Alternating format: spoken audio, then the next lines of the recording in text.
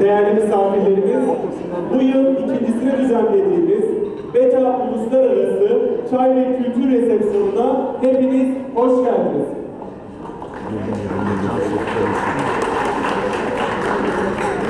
Programımız İngilizce olarak gerçekleştirilecektir. Dilerseniz ekrandan konuşmaları, Türkçe altyazılarını okuyabilirsiniz. Dear guests, the program will be conducted in English. You may follow the Turkish translations on the screen. Dear Governor, distinguished ambassadors, honorable maids, respected consuls, the members of the press, and all guests, welcome to Beta Second International Theatre Culture Reception. To deliver the opening speech, I would like to invite dear Hatice Uğur, tea expert and brand manager in Istanbul, to the stage.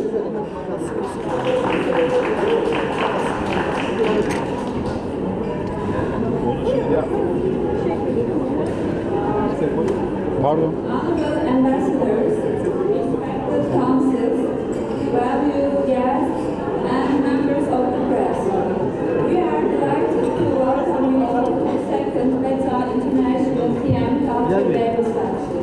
It is our great honor to host this event in this historic Beta Yeni Han'da, a venue that has witnessed centuries of history dating back to the 16th century.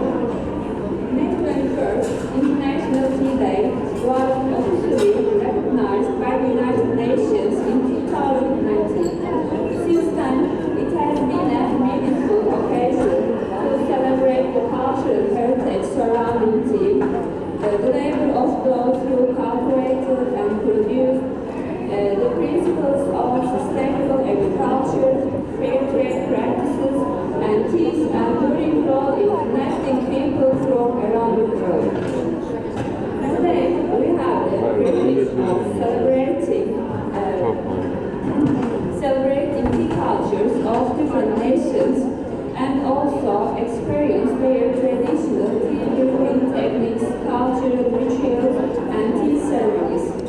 Therefore, this year, we are excited to host the event under the theme Sustaining Tea's Universal Language. At Beta Tea, we believe tea is more than a beverage. It is a vital part of everyday life for millions of people from around the world. And with a history spanning nearly 4,000 years, tea is not only one of the oldest beverages, but also the most consumed worldwide. As one of the leading brands in both Turkish and global tea industries, we are truly honored to host this event and this special day. Beta's tea journey started with the import of Ceylon tea in 1987 and has expanded to include varieties from Argentina, China, Kenya, India, Vietnam, Turkey, and almost every tea producing country in the world. And I am pleased to share that Beta Tea proudly ranks as the 5th largest tea company in the world. Now, I would like to speak briefly about the story of Turkish tea culture. The Turkish government actively supported tea agriculture in the early 20th century. This year marks the 150th anniversary of Turkish tea agriculture and production, which began in Rize in 1924. Since then, tea has gradually become the most popular beverage across the country. Konuşmanın başlamasını bekliyorlar herhalde. Konuşma başlamadan önce hareket yapıyor ya. Konuşma başlarken öyle bir consumption of over 2 kilograms annually, Turkey leads the world as the #1 tea drinking nation. Over the past century, Turkey has shaped its unique tea culture, and which is now deeply embedded in hospitality, national identity, and in fact, the inclusion of Turkish tea culture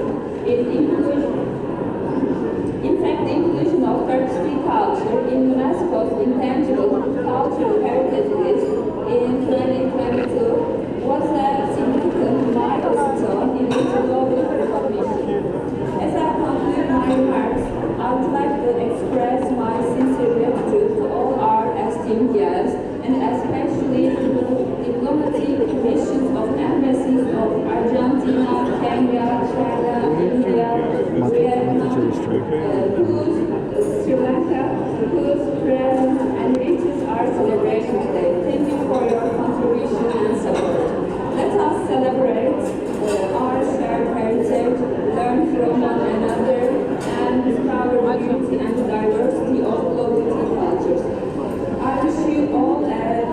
today and may this event be memorable and meaningful for us all. Thank you.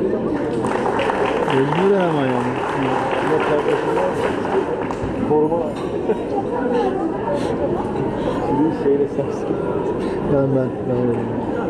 Now we invite you to watch corporate promotional film of Beta Yeni.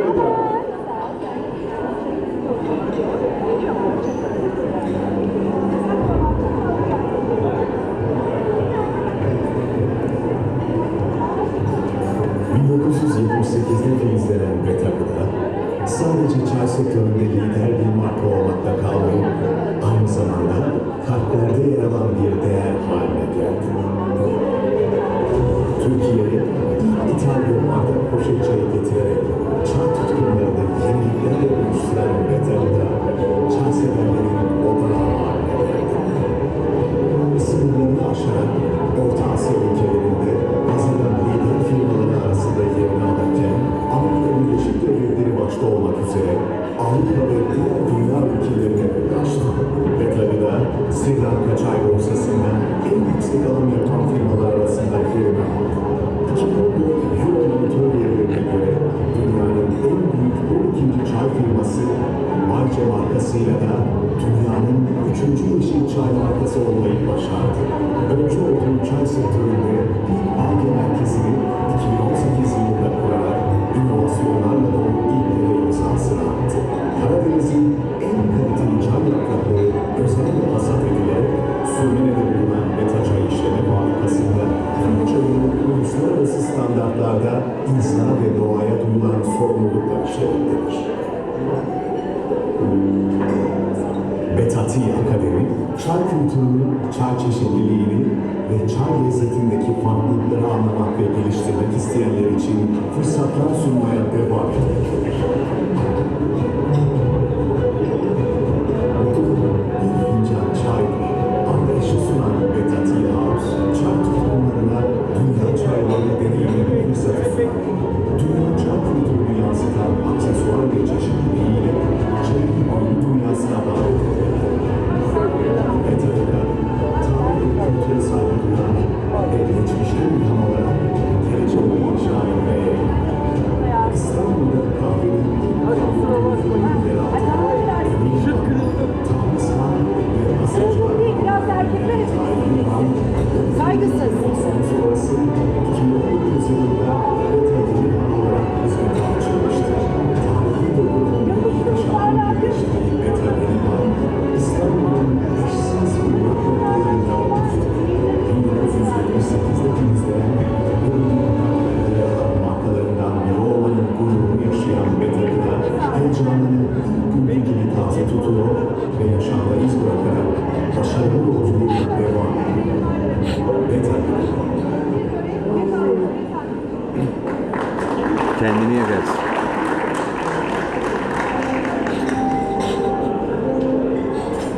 Ya bir kendini de almayayım mı şundan bir tabakta baba?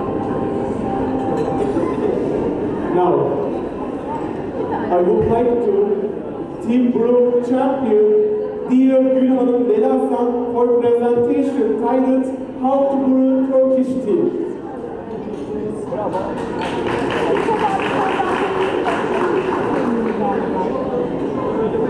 Teşekkür ederim.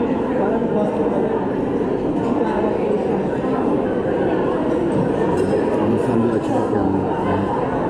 Daha yakınlarda. Şuraya geçiyorum. Ön tarafına.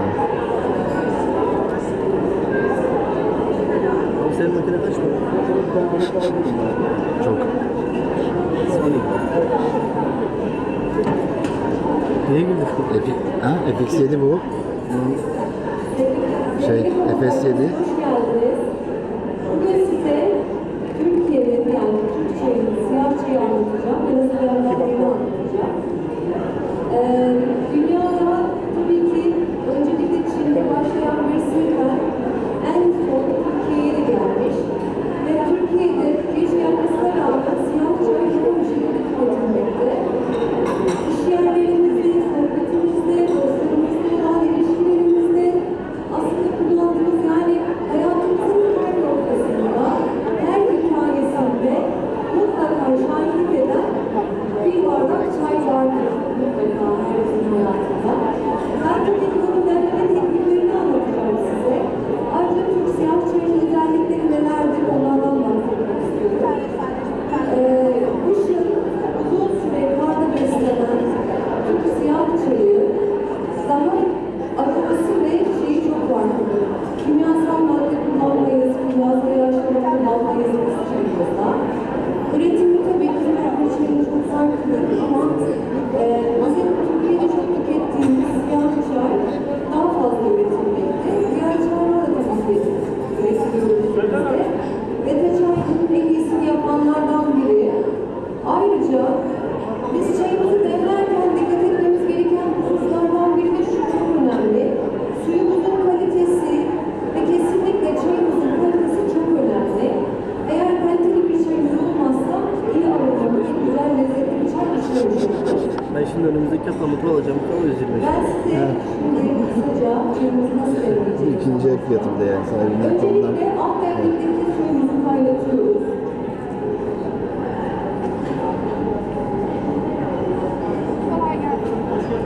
Alt demlikte kaynayan suyumuzu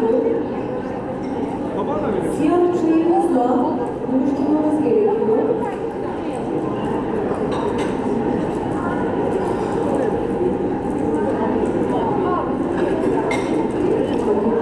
Çok güzel yaklaşık. Yerini tespit ediyoruz. Kaynamış çayımızı oksijenle buluşturarak yukarıdan alt demliğin üst demliğimize ilave ediyoruz. Burada yukarıdan ilave etmemizin amacı suyu oksijenle buluşturmak ve daha iyi bir aroma vermesini sağlamak. Güzel mantık. Klipsler, mandalya. Kesinlikle filtre su ya da çeşme suyu değildir. Bunlar çünkü önemli kriterler. Çayın aromasını gerçekten de ciddi anlamda değiştiren bir kriter. O nedenle genellikle çiçek su öneriyoruz. Ve gerçekten de çok iyi, yani lezzeti harika olan bir çay içmek istiyorsanız Mayıs ayı çayını öneririm. Birçok marka zaten bu konuda gerçekten de güzel bir çalışma yapıyor. Beta Yeni taç yaprak Mayıs ayı çayıdır.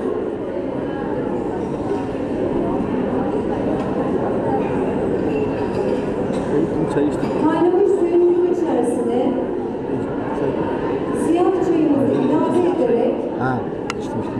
çayımızı demlemiş oluyoruz.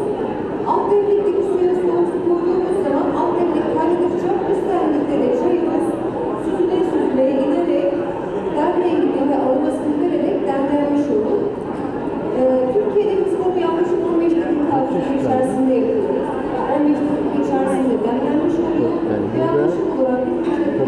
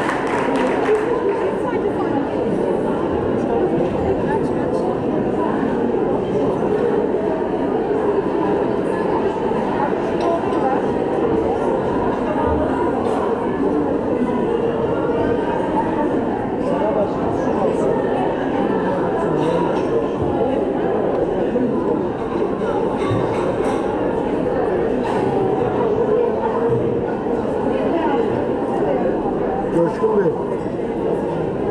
Excellencies, distinguished guests, ladies and gentlemen, I Owen Vanakam. Merhaba, good afternoon, good morning. Yeah, it's still morning, I believe. It is great pleasure and honor for me to join you today at the Beta International Tea and Cultural Festival, an event that celebrates one of the world's most beloved traditions, tea, and the cultures that have grown around it. Let me first extend my sincere appreciation to Beta Tea for organizing this vibrant and meaningful celebration in line with International Tea Day. My gratitude also goes to Mr. Bashir Udur, the esteemed owner of Beta Tea and Honorary Consul of Sri Lanka in Adana, for his continued efforts in strengthening the ties between our two countries. I also wish to acknowledge Mr. Ali, President of Sri Lanka Business Council, which operates under the Foreign Economic Relations Board, BERI, of Turkey, whose work continues to enhance meaningful partnerships. Tea has become a symbol of globalization in the modern world. Camellia sinensis, the botanical name for tea, originated specifically around the intersection of latitude 29 degrees north and longitude 98 degrees east, the point of confluence of the lands of southwest China, Tibet, North Myanmar, and northeast India. The plant has been introduced to more than 52 countries from this center of origin, including to Sri Lanka and many other countries. It was introduced during the colonization period, starting from around 19th century. For Sri Lanka, it has been indeed a blessing. The globalization context is amply evident from the fact that largest per capita consumption of tea today is in Turkey, with 3.16 kilograms per person. Tea is not just a beverage in Sri Lanka. It is an identity, a heritage, and a tradition deeply woven into everyday lives of our people. The name Pure Ceylon tea is globally synonymous with quality, authenticity, and refined flavor, and it's always connected with Sri Lanka.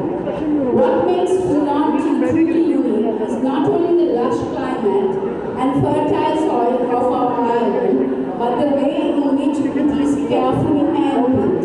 Each and every bud is selected with precision under monitored conditions. Unlike many other tea produced by the mechanical means, Sri Lankan tea is handcrafted at its origin, with machines used only in final stages of processing. This gives added value to Ceylon tea's richness, depth of character, and a flavor profile that simply cannot be replicated. Indeed, there are many tea producing countries, including Turkey, but the distinct Ceylon tea lies in its purity and the artisanal care it receives. That is why it remains one of the most sought after teas in the global market. And I'm happy to announce that Beta Tea is one of the largest importers of Ceylon tea in the world. Tea is also a part of our social and cultural identity. In Sri Lanka, offering a cup of tea is the first gesture of hospitality. Whether it is at home or an office, it symbolizes warmth, welcome, and friendship. We see similar traditions here in Turkey, where tea is at the heart of every gathering, conversation, and daily moment. Even today, we see that. Sri Lanka and Turkey can work together to overcome many barriers that we have. In recent times, we have witnessed growing challenges in international trade, and tea industry is no exception. And I'm sure with Turkey we can work together in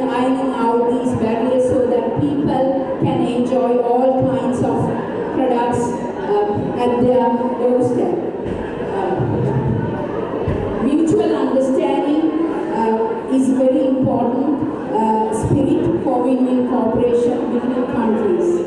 We must address these challenges together as partners to ensure sustainability and prosperity of our shared tea heritage. This year, to honor our deep connection with Beta tea and to showcase the richness of Sri Lankan culture, we have brought to you a special performance of traditional Sri Lankan dance. Just as tea is an integral part of our daily lives, dance and art are vital expressions of our national identity. The dancers, Mrs. Vishni and Uparna, are professional dancers who are currently following medical degree courses in Georgia. I thank them for taking time off from their studies to join us today. I warmly invite you to enjoy their performance and immerse yourselves in the rhythm, elegance and spirit of Sri Lanka. Once again, I thank Beta tea for the wonderful opportunity to celebrate tea as a cultural treasure and for bringing us all together in harmony and shared appreciation for tea. Let us continue to celebrate, promote and preserve the art of tea, not just as a product, but as a symbol of friendship, culture and traditions. Thank you. Teshikula.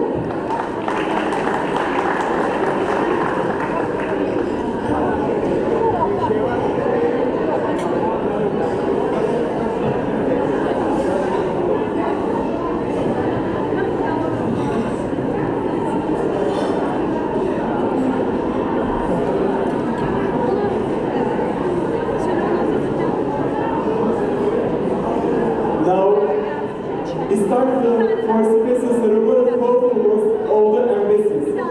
First, for Sri Lanka traditional oil lamp lighting ceremony, I would like to invite dear Beşir Uğur, dear Isamettin Korkut Atar, dear Vasanti Uluslararası Çay, dear Rodrigo Lopez Gadano, dear Mia Mead Lang, dear Vijito Unito, dear Abdullah Jim.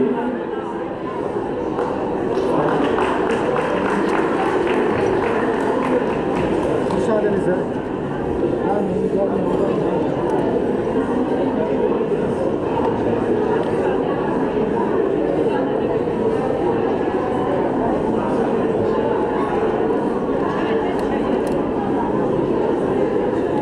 Nasıl diyor? Ha? Yeni şaşırdığım için. Gel. Bayağı şey var şu an. Da şey. Burayı korumak lazım. Pardon, sizleri şöyle birazcık daha sağa sola alalım. Pardon, beyefendi. Aynen. Biraz daha sağa alırsam size. Pardon. Pardon, bu tarafa almıyorum. Geçiyorsan sol tarafa. Sen aldın.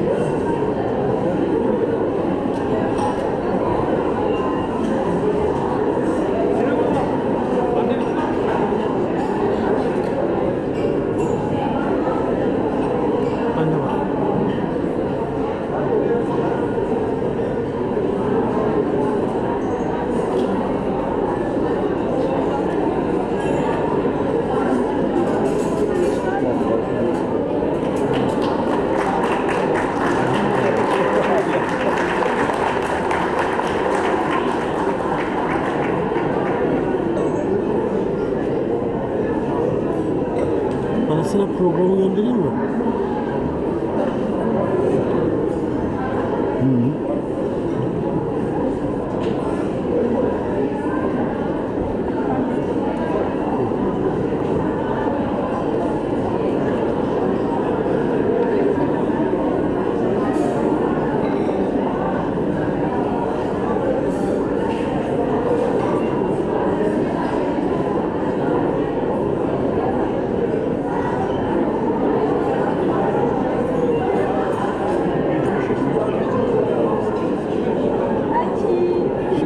Gösterisi var.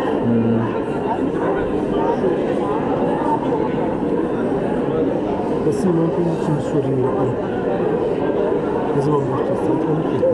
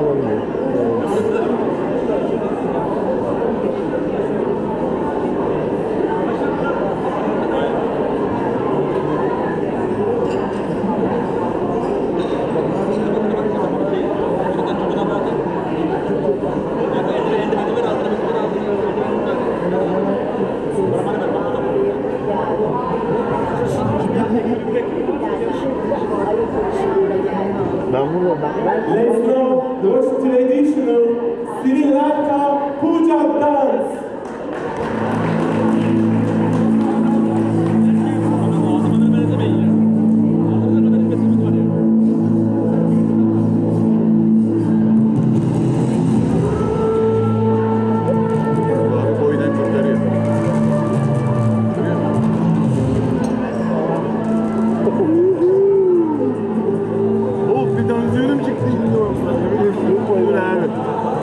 Büyük kriz atlattın yani.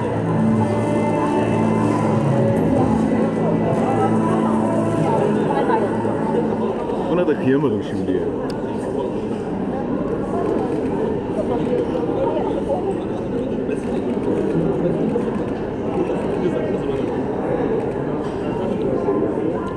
Burada 2 saniye düşünün, şunu bırakıp geleyim. Kameranın başında 2 saniye.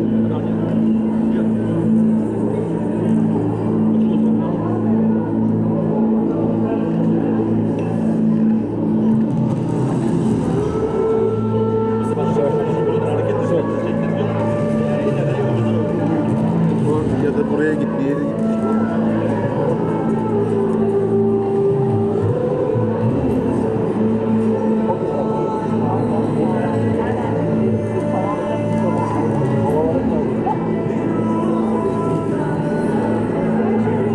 Şuradan gireceğim.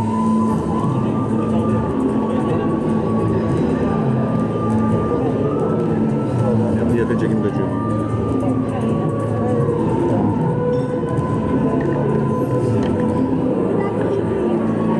Ben demek isteydiniz. Ben çayları bir yerlere geçeyim.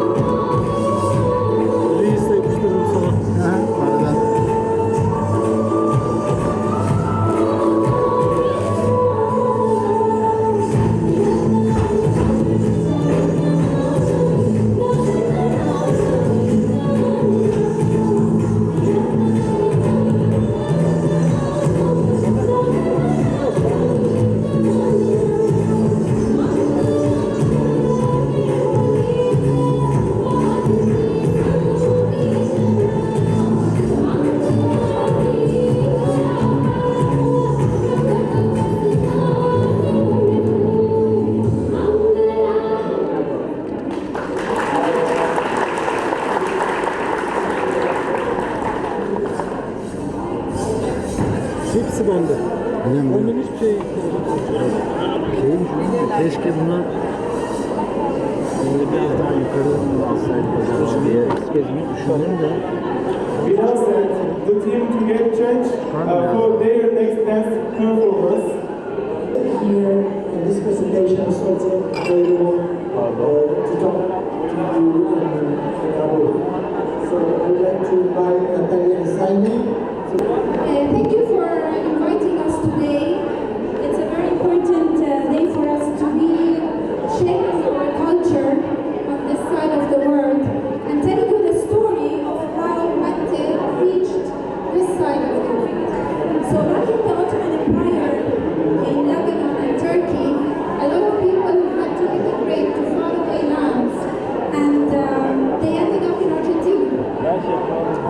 And Mette in Argentina is our kind of like sacred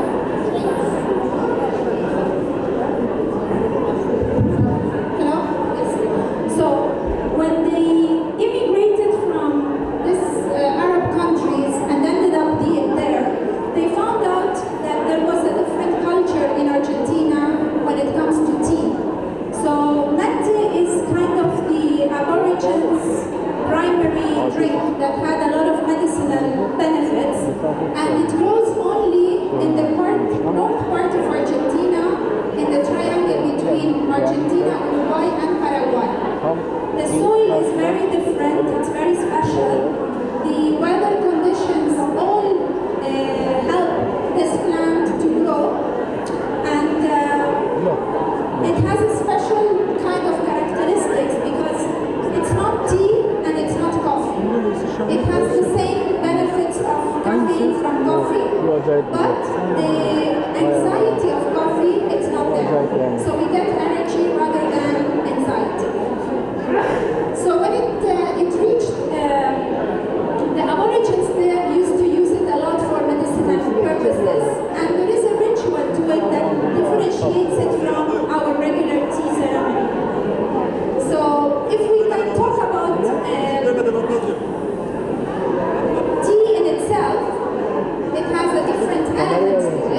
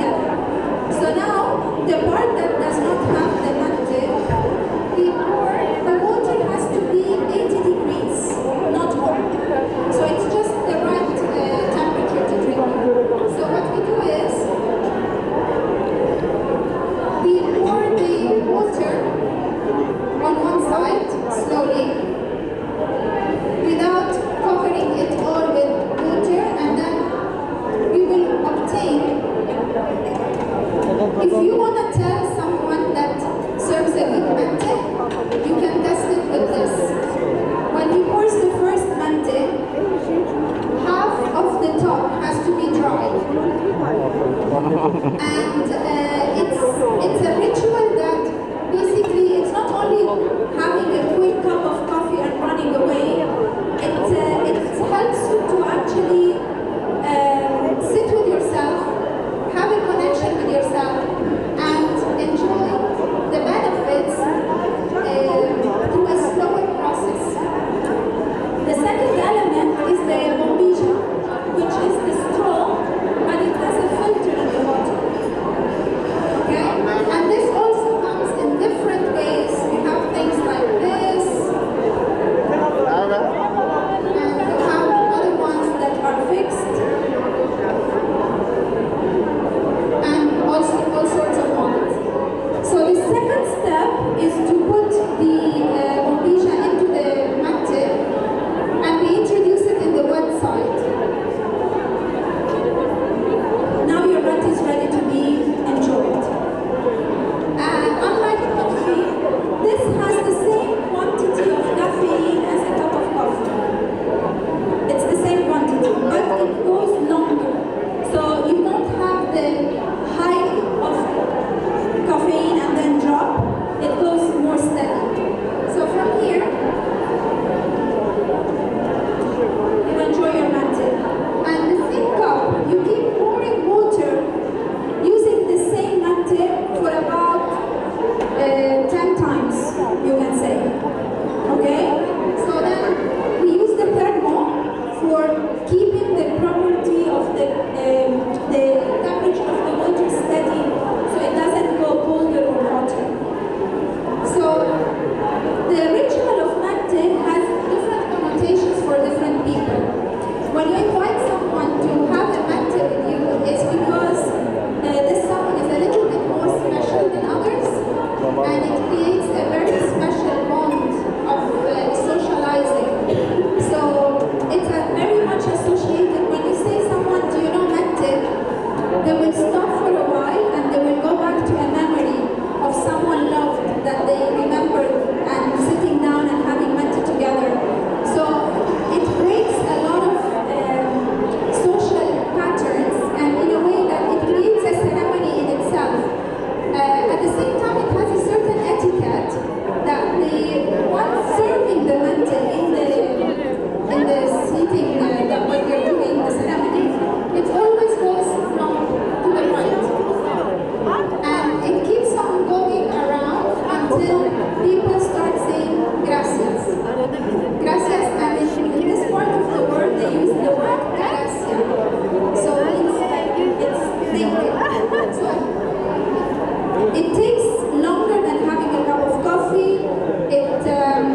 It wants more, but for myself personally, I use this as a ritual every morning where I sit with myself for like half an hour and I enjoy my mate, and it sets my mood for the day, where you can actually slow down, connect, and set up your intention for the day. I think I'm done. If anybody has any questions, I would love to. Thank you. You can pass by our stand to have a try and try it in different ways, please.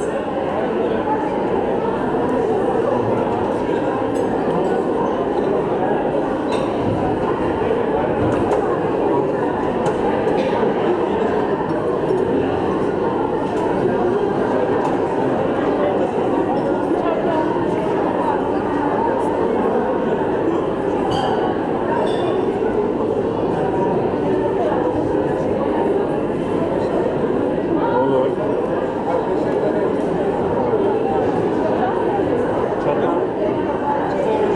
Now, I invite dear Minito, dear Ambassador of India, to the stage for her speech.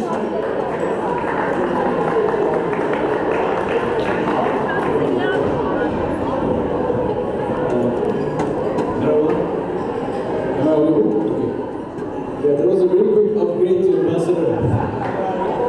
Merhaba, benim Hindistan Başkanımız, İstanbul'da, thank you very much for inviting us here today, and thank you to Mr. Wu for always pushing all of us to do more for tea. I want to thank Beta Tea for being a great ambassador for tea in Turkey, for always pushing tea to the community and also for us.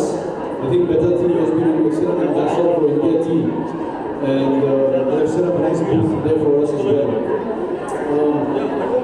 I will be brief. Tea drinking in India, as you know, is one of the largest producers and exporters of tea in the world. My hometown is from the tea producing region of northeast India. As you know, Assam tea is we are surrounded by tea gardens, and we grew up drinking tea every day. And so for me to drink tea with Turkish friends is like doing a ritual that we do every day at home. And it really connects us, and we are proud to be associated with this celebration, and we are proud that we have a culture that we can jointly celebrate. So thank you very much. Thank you for celebrating us today. Thank you.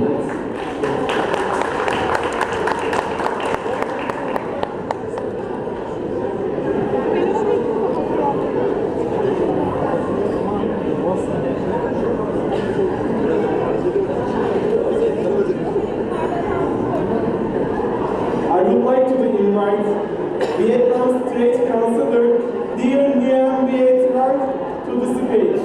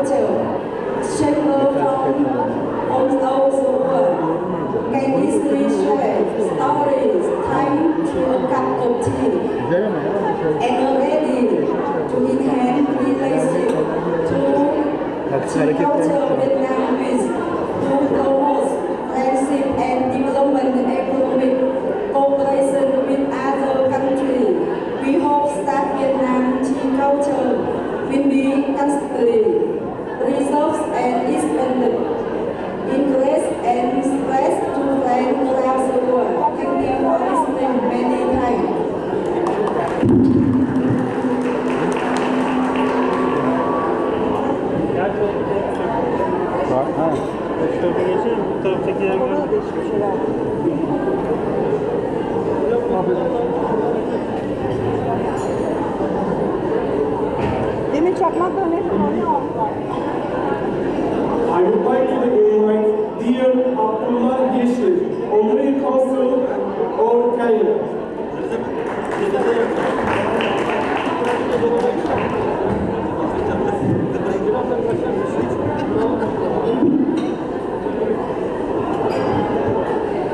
Good afternoon, Your Excellency, Honorable Consul Generals, distinguished guests, ladies and gentlemen. I will speak about Chai in Kenya in few words. Kenya, as you know, located in East Africa, surrounded by Tanzania, Uganda, South Sudan, Ethiopia, and it is the largest and most diversified economy in East and Central Africa. It is the seventh largest economy in African continent. The tea industry contributes significantly to the Kenyan economy. Tea is among the leading foreign exchange earnings, contributing about 23% of the Kenya's foreign economic gain. It is almost 1/4 of foreign gain of economy. And also 2% of the agricultural gross domestic production of the country is tea growing. Annually, the country produces over 450,000 tons of tea. Almost 500,000 tons of tea is being produced in Kenya.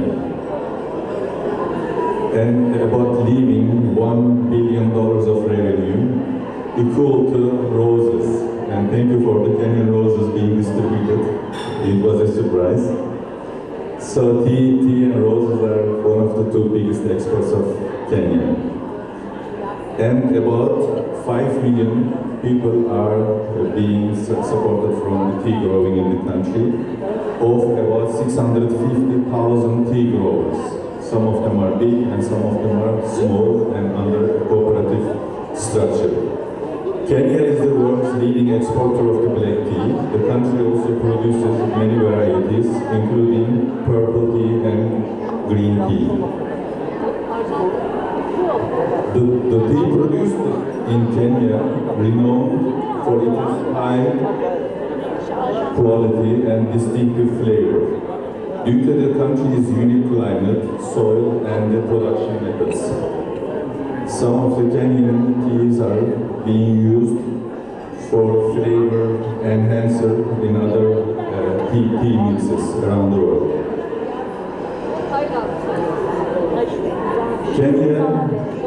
Kenya tea is renowned worldwide for its quality and safety due to adherence to the good agricultural practice, good husbandry practices, and the selection of high-quality varieties, skillful processing practices, and continuous improvement due to the investment in modern technology and research and development. Tea is an essential part of daily life in Kenya and is consumed. Its consumption has become a cultural tradition, like in other cultures as well. Any time is tea time in Kenya, and tea in the form of chai, tea with milk, sugar, and ginger, the Kenyan way, is the beverage of choice.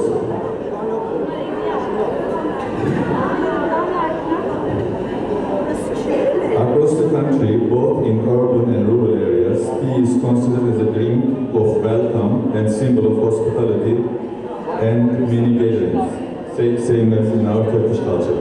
In closing, we say Karibu Sana, welcome to Best Kenyan Tea in our desk over there. Thank you for listening. Thank you.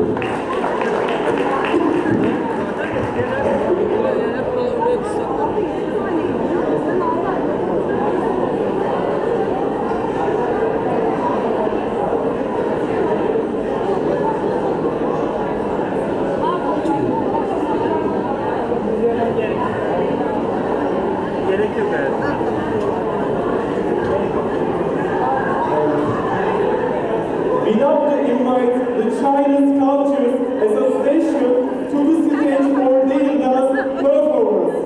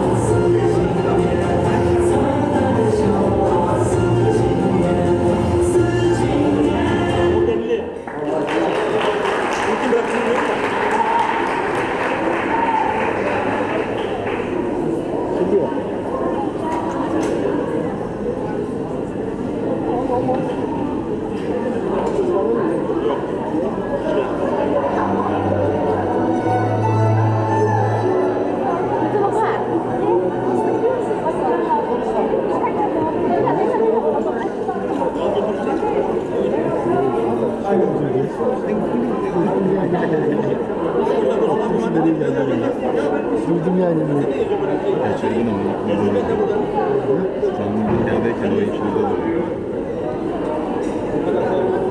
Ses kaçırmadım.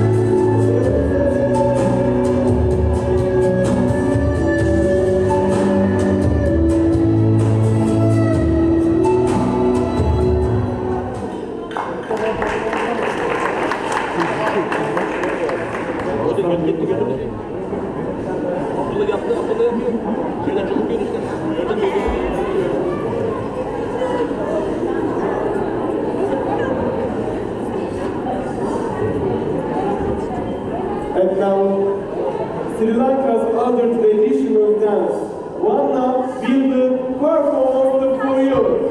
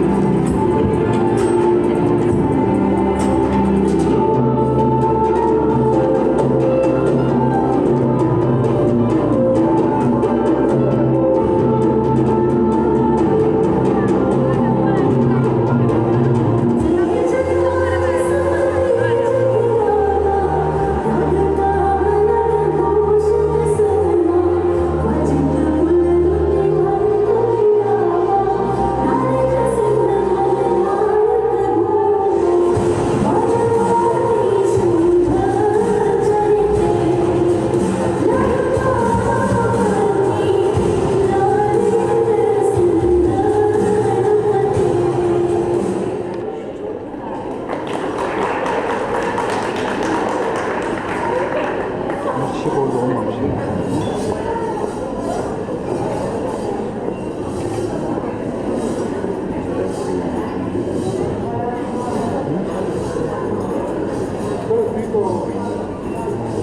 Dear guests, thank you for attention.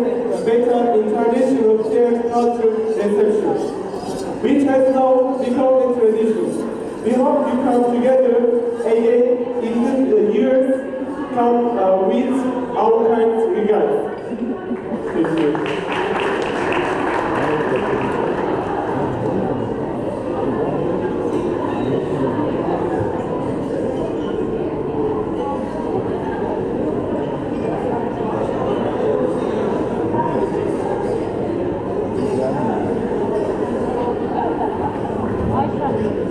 Sayın misafirlerimiz, bu yıl ikincisini düzenlediğimiz Beta Uluslararası Çay ve Kültür Resepsiyonu'na katılım sağladığınız için çok teşekkür ederiz. Önümüzdeki yıllarda da bir arada olmayı ümit ediyor, iyi günler diliyoruz.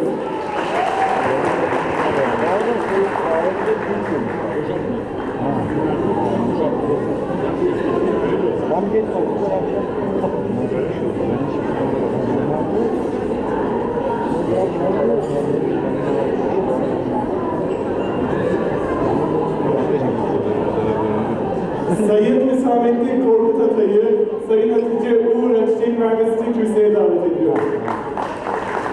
Mert.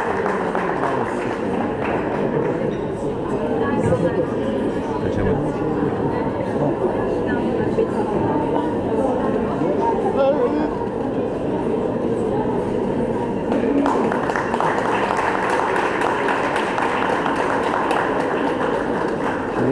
Nereye gideceğiz? Saniye önüne git, saniye önüne git.